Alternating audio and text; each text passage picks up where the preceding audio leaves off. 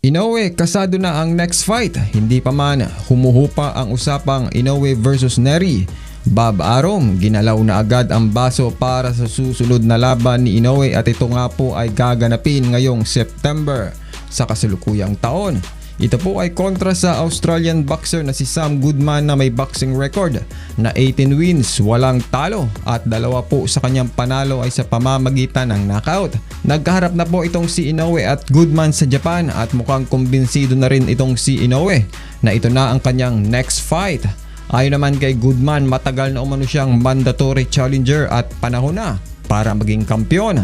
Napakalaking oportunidad daw ito para sa kanya ang makalaban itong si Naoya Inoue at sa tingin po nito sa pamamagitan ng tamang game plan at preparasyon ay kaya niyan talunin ang monster ng Japan.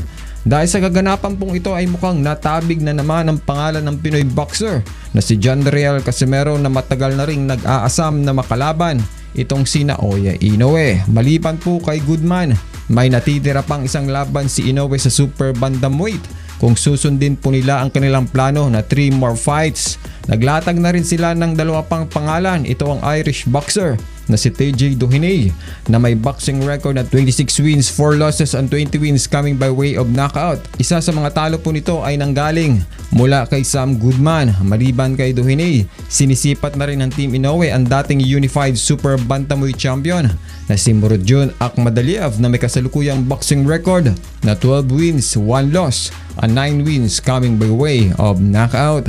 Sa kabilang banda naman, Inoue nagpasiklab sa harapan ng telebisyon matapos ipakita ang kanyang tinatagong kapangyarihan. Kaya pala sobrang lakas nitong si Inoue ay isa pala siyang airbender. Panoorin po ninyo kung paano paggalawin ni Inoue ang iba't ibang mga bagay gamit lamang ang hangin mula sa mga suntok na binibitawan nito. May pagka one punch man pala itong si Inoue. Kahit hindi tumatama, may damage.